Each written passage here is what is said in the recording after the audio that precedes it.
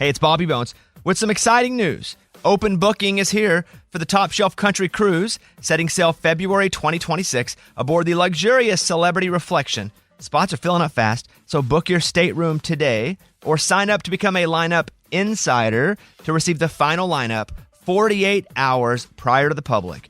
Don't miss your chance to make February 2026 unforgettable. Visit TopShelfCountryCruise.com. That's TopShelfCountryCruise.com. You know, some people say that Odoo business management software is like fertilizer, the way it promotes growth and all. But other people say Odoo is like a magic beanstalk because it grows with your company and is also magically affordable. And there's some people who would even say Odoo's individual software programs come together to build the perfect suite like building blocks. Well, Odoo is all of these things. Fertilizer, magic beanstalk, building blocks for business. So sign up now at odoo.com. ODOO.com. It's really interesting. It's about a skyscraper city, and as you get closer to the base, the technology gets more primitive. Oh, like Alabama. Well, not that primitive. Gentlemen, welcome to the Heist hideout. Eli, what are you doing? I've asked you to come here to help me steal 5 diamonds worth a total of $1,682. If you choose to accept, you will... I do not. No, I don't either, no. Okay, come on, guys. I'm the master safecracker we need to get this job done. All I need is a getaway driver and someone to kill everyone at the jewelry store. Absolutely not. You want to kill multiple people for $1,600? $1,682. Not the point. That's not what he's talking. And also, you're not a safecracker anyway. That shows how much you know. I'll have you know, I opened the most secure locked door in our complex. In the studio? I think there's only one door that closes, and it's a curio cabinet, man. Yeah, and it's got one of those like hook and latch type locks. Sure does. Took me 3.5 minutes, but I was successful. It took you more than 3 minutes to open the fucking cabinet? It had a child lock that you had to squeeze. It's tricky. I don't want to get into it. Anyway, could a normal safecracker do this?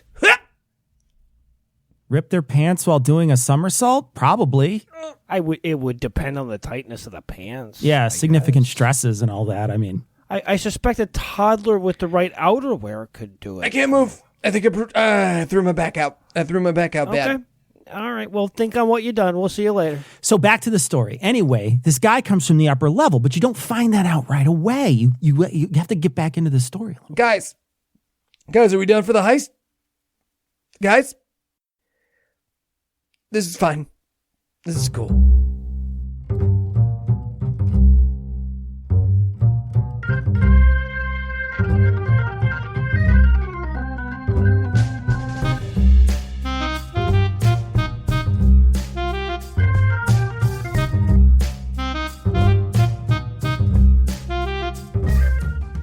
Hello and welcome to Citation Needed, podcast where you choose a subject, read a single article about it on Wikipedia, and pretend we are experts because this is the internet and that's how it works now. I'm Cecil, and while I would probably be one of the most useless people you could take on a heist, I'm not the most useless. Let me introduce you to those people. First up, the guy who can't come because he can't find a sitter for his 3 trillion kids, and the guy whose 15th alarm on his phone didn't wake him up in time for the 3 p.m. start time, Tom and Heath. Goddamn kids, that's not the only time they stop me from coming. And who does things at 3 p.m.? Whatever, that's ridiculous. Fuck you. That's Heath's siesta hour, Cecil. That's on you. Also joining us tonight, a master locksmith, but only when it comes to his hair, and the guy who makes you stop the getaway car 4 times during a high-speed chase because he has to piddle, Noah and Eli. I've been putting the swab in Res Suavar dog since 1990. It works. Actually, they don't let cops into Starbucks bathrooms anymore, Cecil, so it's the perfect place to hide. If you think about it. You're not allowed in. Hey, folks, your donations make this show possible, so thank you so much. And if you'd like to learn how to donate, be sure to stick around till the end of the show. And with that out of the way, tell us, Heath, what person, place, thing, concept, phenomenon, or event will we be talking about today? We're going to be talking about the Antwerp diamond heist of 2003. I can tell you're excited, Heath. I am. What do you know about diamonds? Don't they come from Antwerp? I guess is that the end? The end. All right. Snatch. Nailed it.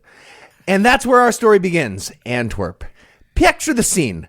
February 15th, 2003, Antwerp, Belgium.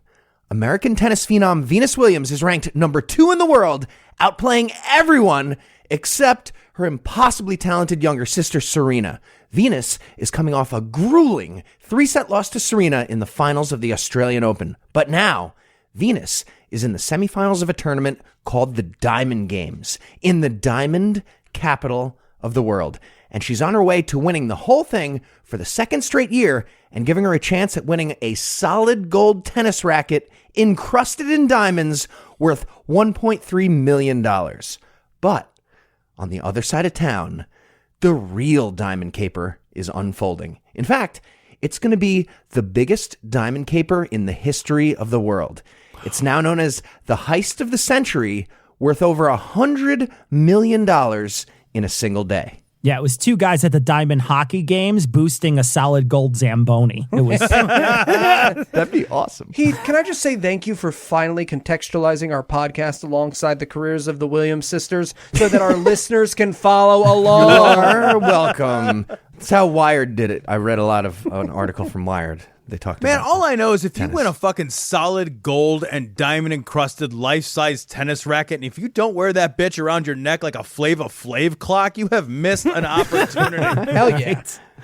Okay, so let's rewind a little bit. Serena and Venus Williams were born in a small town in California. Stupid. Serena was born in Michigan. It all started back in 1952. Leonardo Notarbartolo is born in Turin, Italy, and he's a close cousin of some prominent members of the Sicilian mafia. By the time he's 6 years old, he's already robbing the milkman for thousands of lira. That's real. What? Wow. Wait, milk was very expensive in Italy. Like white gold, Sicilian tea. What? Lira was like, it was $1 billion of them to $1. Yeah, lira were one. Well, he made it one sound like a lirum lot, or whatever Noah. it was called was not that big. Thank you, Tom. Yes. Anyway, he's 6. He's stealing from the milkman. That quickly turns into hot wiring cars, cracking safes, and hijacking armored cars. And by the time he grows up and leaves home, it's not even about the money anymore. It's all about the thrill of the heist. And now he's building a team like Ocean's 11. He really, really is. He knows lock-picking experts, electrical engineers who can disable alarms. He's got a tunnel guy. He's got a climbing the side of skyscrapers guy.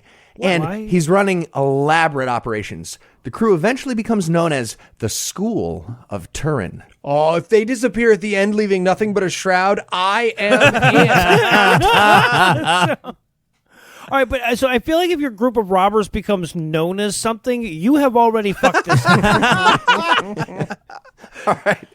Now, fast forward to the year 2000.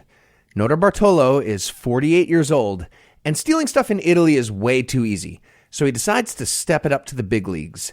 Diamonds. So he moves to Antwerp and rents an office in the Diamond Center. It's one of the largest buildings in the Diamond District, right in the middle of the most concentrated pocket of physical wealth in the world. And he immediately establishes himself as a super classy gem dealer in Antwerp. Little did everyone know, in the fancy world of diamonds, that the greatest jewel thief in the world had already started his long con. But he also did plenty of short cons, too, along the way. His go-to move was to buy a few stones from a dealer at their location, watch the exact security process while he was there, and then steal the entire stash a few weeks later. Here's how the long con gets going. Bringing together the team montage. It's always. Here we go.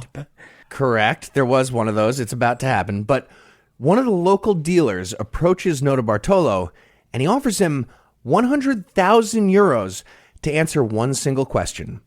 Is it possible to rob the Antwerp Diamond Center? This is one of the most secure buildings in the history of the world. So the answer was, no, I'll take that cash now. But he had to prove it first. So he rigged up a tiny camera in the tip of a pen and walked all around the Diamond Center taking pictures. He was a tenant there, so he knew all the guards, and it was normal for him to be there, so nobody thought it was weird. This includes him taking the elevator 2 floors underground into the antechamber of their big vault and just looking at stuff with his pen for no reason. Wait, how well do you know a guy to just like let that go? You're like, oh, him? The guy walking around with a pen going click, click, click in the secret vault of forbidden mystery? Ah, that's just old Steelin' Jim. He's here all the time. Nothing to worry about. Yeah, it was old Steel and Leo, but yeah, that's what was happening. So the vault itself has a 3-ton steel door and a giant series of security devices. That starts with a wheel numbered 0 to 99 and a 4-digit code. So that's 100 million possible combinations. 4. And did you say 4? Because it's 4 digits. Because it's 4-digit code. Wow. Anyway, 100 million possible combinations. If you had a really sweet cordless drill, you weren't cutting through the door. It was built to withstand about 12 hours of drilling with like a huge thing. But that doesn't even matter because it also had a seismic alarm that would go off the second it sensed any vibration. There was also an alarm based on a magnetic field that would go off if you moved the door at all. Okay, that one's my favorite because it's like a 6,000-pound door, and they were like, all right, but what if someone picks it up? We're going to need an alarm for that. It's just, if they just like move it. You also needed a separate code to disarm the magnets. And most importantly, you need a comically oversized key. It was about a foot long and impossible to copy. You need the magical technology of an Etruscan metal sculptor. And those don't exist anymore. You're not copying this key. Okay, you It's claim to be the one that loves fun facts here. That's just not a fact. That's ridiculous. I mean, There's no way the I got the Etruscans are better at PhD sculpture Stephen than the L. lasers. Tuck was one of the leading experts in Etruscan history and art. You've got your gut. But you know, My dad's a we each have sculptor. our thing. So Okay. he gets pictures of all that. He's better than every Etruscan sculptor ever with 100% accuracy. That's a guarantee. So he got pictures of all that stuff. Noto Bartolo's got his pen. He's got the pictures of everything. And then he went inside the vault itself.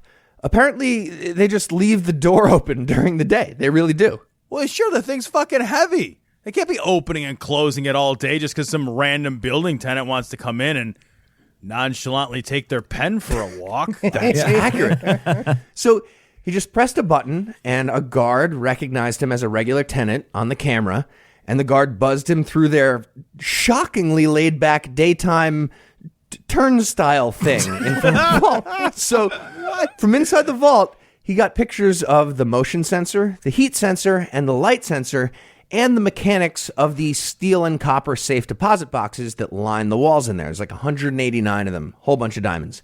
Each box had its own combination and its own key on top of all the security I mentioned. So he opens up his own box that he has in the vault, and he pantomimes some Lulu diamond stuff, and he walks back out. Then he sends all the pictures to the unnamed mastermind guy, tells him it's impossible to rob the place, and collects his $100,000. Yeah, to pay more than that to get told no, you'd have to get a college education. Oh, that it had been that inexpensive, Noah. Oh, that it had been. Is inexpensive as less than or as more than 100,000? You just said your thing backwards, Eli. So, side note, shit, it's very possible that the unnamed mastermind is actually Noto Bartolo's cousin, Benedetto Capizzi, who is about to become the new leader of the Sicilian mafia at the time. But according to Noto Bartolo, the unnamed mastermind was just some Jewish guy. Yeah. Jewish guys are to diamond robbery as some black guys are to killing your kid. I get it. Oh, That's correct. So after about 5 months... Jean Benet. Nope. Benicio del Toro. After about 5 months, the mastermind guy calls him up and sets up a meeting at a literal abandoned warehouse outside of town. And inside the warehouse, there's an exact replica of the entire vault level of the Diamond Center. Okay, holy fuck, what? Like, that didn't cause anyone, like, in the building trades to wonder if there was a problem? Like, hey, Phil, some guy wants us to build a replica vault in an abandoned warehouse, but, I don't know, probably legit, you know. Is the warehouse inside of town? It is not. Okay. Yeah, so he built that. There's also, inside this warehouse, a team of 3 Italian guys who, this is like my favorite part of the story. Each one of them has a ridiculous nickname. The first is called The Genius, and he's an alarm expert. The second guy is called the Monster because apparently he was, quote, monstrously good at heist stuff. That's Oh, come that on. makes sense. He That was just makes sense. a lockpicker, electrician, mechanic, expert driver, and also a giant human being with enormous physical strength. Oh my God, I swear to God, if in this story he just picks up that fucking door, I am starting a fan club. Oh, they had an alarm for that. Who'd have thunk? He will pick up the ceiling at one point. We'll get there. And the third guy was the King of Keys. He was a super old man, possibly Etruscan, who was known to be the best key forger in the world. So He all worked they at Home needed- Depot every other day, though. So they got this amazing team. All they needed was a clear video of an official guard at the Diamond Center opening the vault. Okay, I feel like those nicknames resulted in an awkward conversation or two. Hey, boss, can I talk to you for a second? Of course, Nicky, come on in. All right, so it seemed like the meeting with Nota Bartolo went good, huh? Yeah, I think he's going to get us just the intel we're going to need to pull this off. Yeah, it's a little thing, huh? Yeah, what's that? When you went around, introduced to everyone, Nico got to be king of the keys. Well, he is? Right. You called Giulio, he was the genius. Like magic, that guy. Right. No, he's great, but did you call me the monster? Because, I'm so big? What? No, I called you the monster because you're so monstrously good at robbing. I am? Yeah, yeah. I say it all the time. I mean, now that you mention it, I guess you're a little on the tall side, but I wasn't thinking about that at all. Hey, boss, have you seen Banana Hands? Never mind. Hey, who's Banana Hands? Oh, that is my dog. Wait a second. You didn't tell me you had a dog. New dog. Yep, should do. Good old Banana Hands. That is its name. Think I might be Banana Hands. So now it's September of 2002, and the plan is rolling. At 7 a.m., as part of the normal routine at the Diamond Center, a guard walks up to the vault and starts going through the opening process. It's got to be open all day. And the whole thing is being secretly recorded. Nota Bartolo somehow snuck a tiny camera into a light fixture right above the vault door, looking right down at the guard. Yeah, we're not sure how, but based on what we've seen so far, he probably just said, "What's that over there?" He stuck a fucking Sharpie with a camera in it this time. Really fooled him. And the camera sent the image to a receiver that he hid inside a fire extinguisher in the next room that recorded the signal. So they had a full video of the combination being dialed and a video of the physical shape of the giant impossible-to-copy key. The only thing left to do was, of course, disable like 19 extra layers of security, get inside the building at night when nobody was there because nobody robs stuff at night, so they keep it empty at night, and escape undetected from pretty much the most heavily monitored building in the world. Right, and I think we can all agree that trying that without a giant cartoon key would have been crazy. I mean, you need the big key. Yeah, actually pinning that, you might not. So that brings us to Valentine's Day of 2003, the day before the heist. Nota Bartolo gets buzzed into the vault as usual as part of his normal day, but today he's got a can of hairspray in his pocket. So he starts doing normal vault stuff for a minute or two while the security team of fucking cartoon rhinos watching the camera feed ignore what's happening.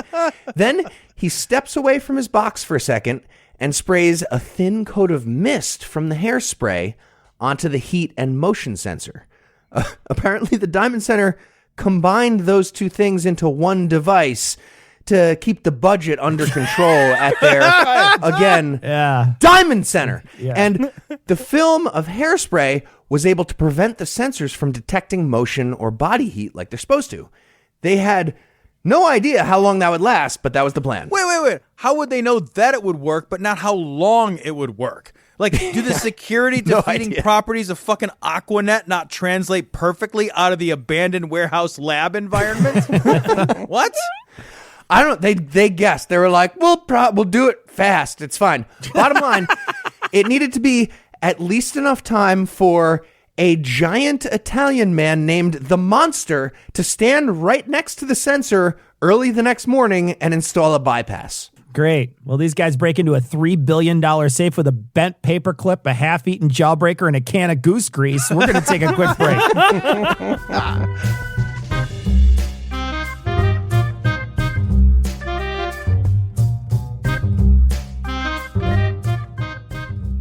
All right, Smith, if we're going to pull off this heist, we're going to need the best in the biz, and that's why I've called together a crack crew. Are you ready to meet them? I sure am. This is Knives McGintley. You better be glad he's on our side. Hey, everybody. And Speedster Ross, the best driver in the whole world. Howdy. And of course, this is Bitch Tits. There is no safe in the world that this guy can't crack. What up? Hey, wait. What'd you say? All right, My name gentlemen, was? here's the plan. The vault is 20 by 24 Sorry, with just a door that real weighs quick. in it. Really quick. Yes, Bitch Tits, yes. Yeah, okay. Yeah, that's what I'm talking about. When did we settle on Bitch Tits as my nickname? Seriously, it's a nickname, man. We have a caper to plan here. Right. Yes, I know. The caper. It's just that I'm a safe cracker. So, I don't know. Maybe call me like the mastermind or the safe cracker. That's fine. You can just The right on the safe nose. Call me cracker? safe cracker. We're gonna call you the fucking safe cracker? Yeah. That's fucking stupid. Your nickname is Knives. Knives is your thing. Your nickname's Knives. That's because it kills people with I knives. kill people with I'm not fucking objecting knives. to his Knives. nickname. I just want to know why I'm Bitch Knives. Tits. That doesn't make Makes sense. sense. Fine. You don't have to. You remember that time when we did the job in Macau and you wore your T-shirt in the pool? The water was cold. But Man, the water was cold for everybody. Absolutely not. It I wasn't want a that different cold. nickname. It just not Bitch Tits, or I quit the heist. fine. Okay. You remember that time when we all had really spicy Indian Bitch food? Tits. Yeah, just Bitch Tits is good. We're gonna stick with that. You were saying about like a vault. You were doing like the dimensions of a vault. He pooped his pants a lot, like a whole lot. Bitch Tits is fine. A lot of poop.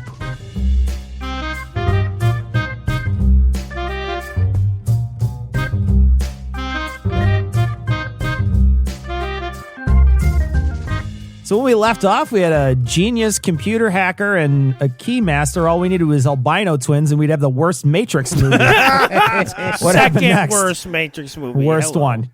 I like those twins in that movie though. They were fun. There's no way the third one was better No. than the second one. The third one was better because then it was all over.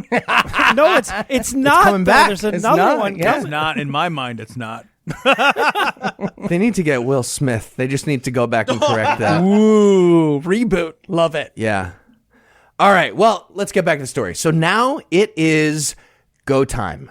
Just after midnight on February 15th, the monster, the genius, the king of keys, and Notarbartolo's idiot friend Speedy, along with Notarbartolo, they break into an office building that shares a private garden in the backyard of the Diamond Center. This garden area has no cameras because go fuck yourself. So they walk across the garden and they climb up a ladder they stashed there the day before and onto a balcony of the Diamond Center. What? Now, there's a heat sensor out here too, but the genius built a polyester shield to block his body heat, and he slowly walked the shield right up to the sensor and put it down right there in front of it. So the whole crew was able to go right past it and break into the building through a window. Spanx. They'll never know what hit them. Right? Yeah. Just wear polyester. I don't understand how that works. Fuck this. What, there's a ladder and a fucking balcony and a window? A window? We're building the most secure space the world has ever known, and it's definitely going to need natural lighting? What? Yeah, and a large human's worth at least. One of them's the monster. Strip clubs are more secure. There's no windows in a strip club. They definitely are. That is correct. So when they got inside the Diamond Center, all the lights were out, to save on the electric bill at their Diamond Center. So the bad guys covered all the cameras with plastic bags and then turned on the lights. All right. Just for the record, the police never figured out how they got inside. That's despite a giant polyester shield in front of a heat sensor next to an open window. Well, That let's shield- hope they listen to this episode. the shield is the size of an enormous person at minimum. Yeah. So this is all from Notarbartolo giving an interview way later. That's how we know that. So they get down to the vault door, and this is when the genius really earns his name. He takes out a big piece of aluminum and he tapes it across the two metal plates that make up the magnetic field alarm. One plate is on the vault door, and the other plate is on the wall right next to it. But with the aluminum thing, now they're connected and held perfectly parallel. And then he just unscrews the magnetic plates from the door and the wall and pivots them away from the vault entrance. Jesus Christ. What? Guy walks into the vault and he picks the security guard up and he lays him on his side and he completely immobilizes him. Hey, will you wear these Spanx just for a second? Cool. We're good. My legs, they're gone. Yeah. So they've got the magnetic alarm taken care of, and they have the combination, and now they just need to hope the impossible Etruscan key forging was perfect. Except that never even mattered. They noticed from their secret videos that the guard at the building would always walk into the utility room right before opening the vault in the morning. No. So they just checked that room and literally found the original giant key just hanging there. So let me just flip down this sun visor. Exactly. What was he going to do? Carry it with him? Come on. That just makes it hard to get it in out of your pocket. At least they should have put a regular sized key to that door. He wears it like a Flava Flav clock on his neck and walks around. The guy with a tennis racket on a nail on his neck. So, yeah, giant key just hanging right there. And from there, they turned all the lights back off to make sure the sensor inside the vault wouldn't trigger. They dialed up the combo that they knew. They used the original perfect key that was fucking hanging right there. And they walked right into the vault. Okay, you make it sound dumb, but the key was hidden in a very realistic-looking plastic rock next to it. So you could anyone Amongst other rocks. Yeah, fuck. I put it down in the toe of my shoe. It was in the toe. Yeah. So this is where the exact replica of the vault came into play. The monster walked exactly 11 steps into the dark vault, just like he had practiced, reached up to the ceiling, and pushed up a panel to reveal the wiring of the security system. Apparently it was just like, like one of those like cork board things in a school where the lights are. He just like pushed it up. The security Acoustical wires tile. are hidden by a cheap drop ceiling and a Drop $1 trillion ceiling, vault. literally, or whatever? yes, that's correct. Or it was like you were thinking before, this guy's the monster, remember, and he just like pushed a ceiling up in the air, which sounds cooler. So maybe it was that. Either way, he pushes the thing up.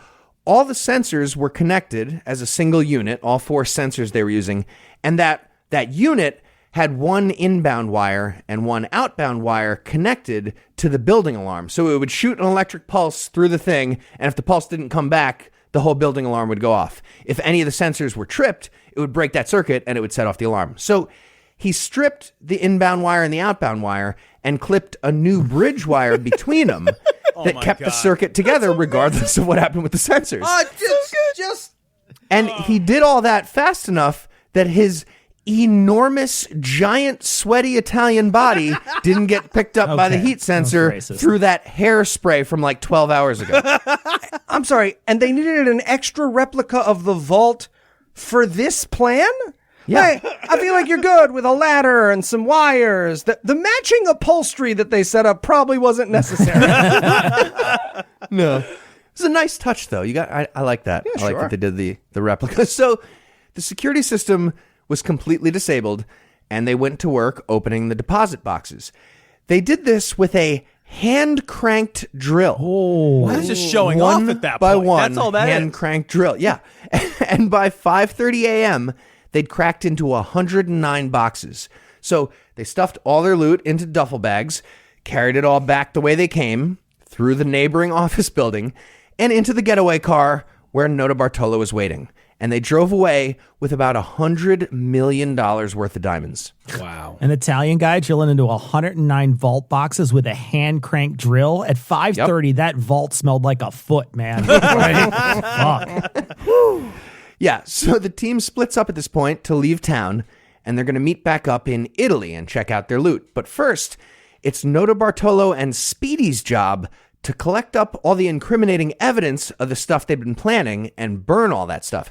Apparently, they kept physical paper receipts from, like, Diamond Thief Best Buy in case they needed to return their gadgets at some point. That's not going to go through. We got to turn this down. I don't know. What? So they put all that stuff in a garbage bag with the plan to burn it once they're far enough out of town to feel safe. But Speedy is freaking out about 3 minutes into their 10-hour drive, and Speedy insists they pull over right now and throw away the garbage. Now, keep in mind, they're also carrying $100 million worth of diamonds in that same car, but Speedy is fixated on the fucking receipts. Is it sad that the second I started reading this part, I was like, oh, I'm the Speedy. No. Yep. What the fuck? Why would they leave this for after the fucking heist? Like, Thank you. if you're heisting on Tuesday, Monday is a great day for burning all your here's what we're doing Tuesday stuff. or even just the split second you realize that stuff exists. I know, right? What if they needed to return something on, like, Monday evening? They're being safe. So they pull off the highway because Speedy's freaking out. They drive down a dirt road leading into the woods, and they park. And Notarbartolo tells Speedy, just wait in the car. I'm going to scout it out and find a good spot to burn the evidence. He finds a spot, and then he walks back to the car. But when he gets there, Speedy is just having a meltdown. He's completely fucked up the entire plan. That plan, to be clear, was sit in the car and wait and do nothing. But instead, Notarbartolo gets to watch his idiot friend trying very unsuccessfully to dump out the bag and spread the stuff all around the woods like he could rub the mess into the carpet and not get in trouble with Dad. Speedy's running around in a panic. He's trying to throw wads of loose paper into slightly different parts of the forest. Somehow he had spools of VHS tape pulled out of the casing, flying everywhere. Some of that stuck to branches like a Christmas tree with tinsel. Some of it wrapped around his neck. And he managed to spill a bunch of the diamonds onto the ground, too, while he was, like, taking the garbage bag out of the car. Yeah, Eli, you're the Speedy. Yeah. Eli somehow got the entire steering wheel of the car stuck in his ass at this point. Okay, I get the nickname, though, Speedy. Speed, not like fast, but more like does a lot of speed. That's Way too much speed. I get it. 100% meth, yes. Tweaking. So Notarbartolo stares at his idiot fucking friend hurling handfuls of garbage and diamonds all over the place, choking himself with videotape. And he's like, dude, what the fuck are you doing? You had one job, do nothing. And Speedy says, I thought I heard someone coming. So Notarbartolo's like, yeah, cool. Any chance it was coming from exactly the direction I was walking from? Yeah? Cool. Just get back in the car. So they just bolted at this point, leaving behind a very badly spread out pile of diamond heist receipts and literal diamonds. Oh, my God. Because back in my day when Dad said we're not stopping, you did not fucking stop. So the whole team finally makes it to Italy for the rendezvous. But meanwhile, back in Belgium, 59-year-old weasel enthusiast. I don't know why that was part. I know that now. There's a 59-year-old guy in Belgium. He's a weasel enthusiast. His name's Okay, they August call it Van confirmed Camp. bachelor. That's rude. So They this call guy, him Pop. This guy Van Camp, he owns a strip of woods next to the highway, Pop goes the and weasel. he's walking around his weird, shitty property looking for garbage. Apparently, local kids, and as we now know, tragically stupid criminals were constantly dumping stuff there. He'd call the cops way too often about this, and they'd tell him to fuck himself, but not today. As usual, he's on the phone with the cops, and he starts reading off the details from the paper garbage he found, including an envelope from the Antwerp Diamond Center. All of a sudden, when he mentioned that, he got some attention. The cop on the other end is well aware that the biggest diamond heist in history just happened there. So pretty soon, a giant squad of literal dedicated diamond police show up to collect all that evidence. There's really a squad for that. They have like a diamond police thing in Antwerp. Yeah, in Antwerp, yeah. What the? Sorry, I know that I am the worst person on this show, but if I am ever walking through my property and I find that any part of it is covered in diamonds, unless there is a dead body right there, I'm not calling anyone. I didn't find shit. Oh, God, I'm not sure which should be more disturbing, Tom, the fact that I was offended when you suggested you were worse than me, or the fact that I wasn't the only one on the call to do this. Yeah, also, I don't see how the dead body factors into what you do there. By the way. Like, if he's slightly alive, you kind of have to call, but like dead, collect those diamonds. So, along with the warranty paperwork for diamond thief cameras and diamond thief wiring from the diamond stealing emporium that they went to, with Nota Bartolo's name on them, they also found names and phone numbers for some obvious accomplices, and they found a sandwich with a very specific type of salami. Wait, what? And eventually, a few days later, they also find a receipt with a timestamp from a deli in the Diamond District for a very specific type of salami.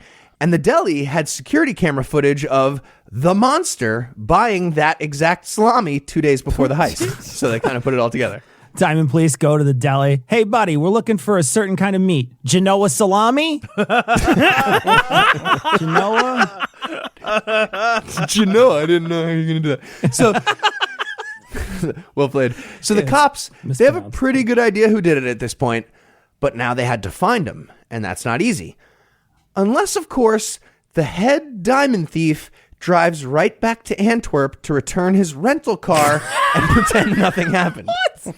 Not realizing the whole thing was blown up already by the garbage, Nota Bartolo walks right back to the scene of the crime to be a normal tenant who definitely didn't leave town right after the giant heist. But the cops are obviously waiting for him, and he gets immediately detained for questioning. Tries to turn around and walk out whistling way too hard. He's just... Whistle! Sir, you didn't whistle. You just... But how could he not know that it had all he was there. He was there when the guy was throwing the evidence around and shit. Didn't count on the weasel enthusiast. That's classic Never mistake. do, damn it. So here's the timeline when he drove back into Antwerp. He dropped his wife off at their apartment, and he asked her to completely empty the place out, put everything in their car, and drive back to Italy. Oh my God, why? This part of the plan also did not have to wait. No, it for did not. anything. That's correct. Seriously, this is like figuring out, I don't know, how to distribute a vaccine only after you made the vaccine. That's dumb. These guys are dumb. No idea why none of the cleanup was just obviously a plan beforehand. Fuck. There was years of planning this whole thing. Anyway. They call this guy logistic. He called in sick. So Well, Yeah. regardless of how stupid this is, the cleanup that still had to be done included a bunch more diamonds from his like normal stash and possibly some other evidence that maybe he missed on that first cleanup. While the wife was doing that, he went to the Diamond Center to act completely normal and whistle, and that's where he ran into the cops. And when they started asking him a bunch of questions, his strategy became stalling as best he could to give his wife more time. So first, he pretended to be really bad at French and drew out the conversation like that. I'm sorry. I cannot possibly answer your questions without my translator, Eli, doing his French guy character. Hello! Demons, you say? So that went on for way too long. Eventually, I'm assuming they got a cop who yelled in Italian and said, dude, just bring us to your apartment. That's where we're going right now. So Nota Bartolo very slowly agreed to that and very slowly walked out to the police car and then Swoon, man, swoon. and then very badly navigated them around the area. According to the police, he pretended he couldn't figure out the directions to his own apartment from inside a car because he always walked. He was always walking around there. That makes perfect sense. Directions are different in cars. But they finally get to the apartment, and his wife at that point is literally walking out the front door holding a giant box of incriminating evidence and a rolled up carpet full of diamonds. If he had stalled about 5 more minutes, she would have been gone, along with most of the evidence to connect him directly. Well, except the signed robbery receipts under the diamonds that the police enthusiast found. Yeah. It's circumstantial. But instead, they caught him just in time. They were ahead of that 5 minutes. They arrest him. He's easily convicted, and he's sent to prison for 10 years. And using that box of extra evidence, including a bunch of burner phone SIM cards, the police tracked down the other accomplices and put him in jail too. Except for one. The King of Keys was never apprehended. He's in Etruria, I bet. He's got one of those Epstein sentences. He's able to go out during the day and steal diamonds and come back to jail at night. Then he got murdered by Hillary Clinton. So, again... No, this King guy's of still Keys. alive, too. Yeah, that's good. Yeah. King of Keys never got caught, still alive.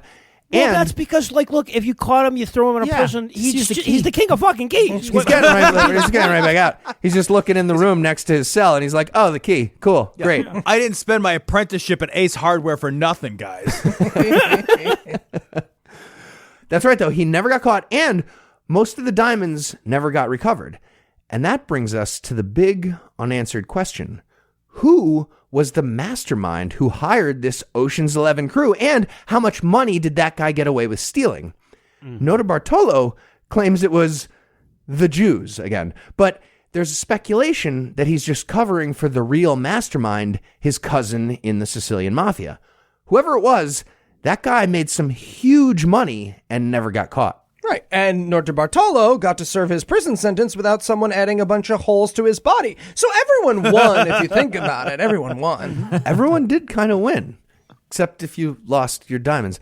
And the total might be way bigger than it seems. According to Nota Bartolo, the heist was supposed to land him about $100 million in diamonds. But when they examined their loot after the getaway, he says they only had about $20 million worth. Okay, all right. Which of the fucking guys was the diamond appraiser? I mean, was it the guy spinning around in the woods like a fucking evidence sprinkler? What? Now, obviously, that could have been a lie from Nota Bartolo to make his crime sound smaller after getting caught. But here's the other theory that's definitely true because it's more interesting and has a much more complex explanation. The citation needed story. The mastermind was working a double dip. He hired the team to steal $100 million in diamonds, and he set up a deal to get a cut of that. Then he tipped off a bunch of diamond dealers who used that vault and told them to remove their stash at the last minute. So all of those people, possibly including the mastermind himself, got to keep their diamonds and file insurance claims after the heist. Or Nota Bartolo stashed $100 million of diamonds somewhere in Italy, and 10 years in jail was 100% absolutely worth it. Yep. Yeah, definitely worth it. Absolutely was. Yeah. And if you had to summarize what you learned in one sentence, what would it be? Keyser Soze was the mastermind. Are you ready for the quiz? I'm ready. All right, okay. Other than stealing diamonds, what else is there to do in Belgium? A, collect golden spurs. Well done. B, hop on, hop off interior bank vault tours. C, have trouble making up your mind. Or D, thank you, outflank the French.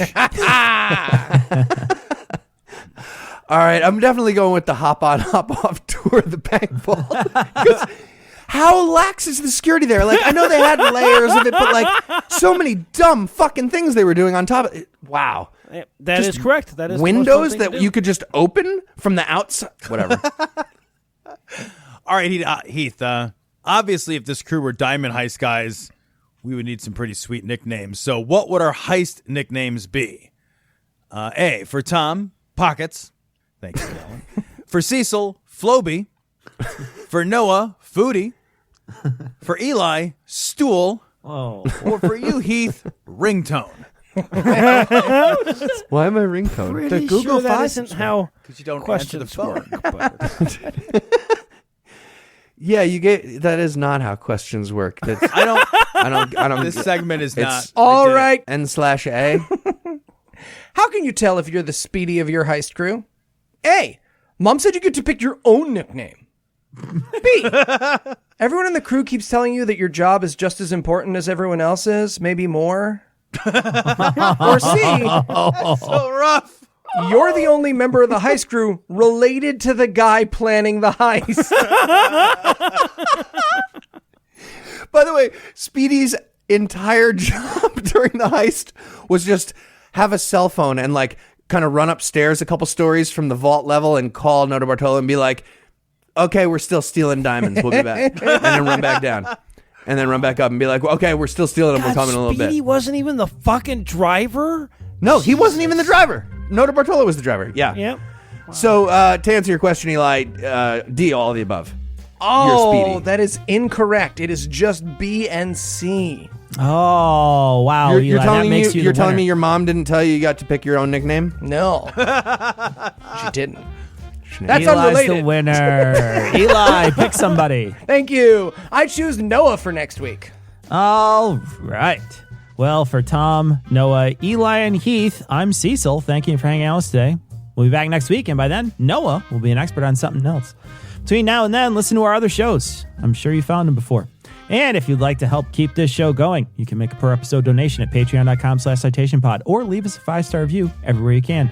And if you'd like to get in touch with us, check out past episodes, connect with us on social media, or check the show notes. Be sure to check out citationpod.com.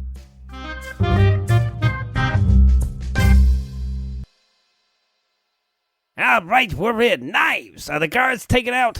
Yeah, I took the fucking guards out, yeah. Speedster, you ready with the car? Readier than a debutante on a moonlit Sunday night. All right, bitch tits. Have you cracked the safe? Bitch tits. Bitch tits. Bitch tits. Yes. Yep. Yes. I cracked the safe. Well done, bitch tits. You're the best, bitch tits. I knew you could fucking do it, bitch tits. Thank you. Thanks. Fucking bitch tits is the man. That's Let's hear it for bitch tits. fucking titties. Can we go over to shat myself?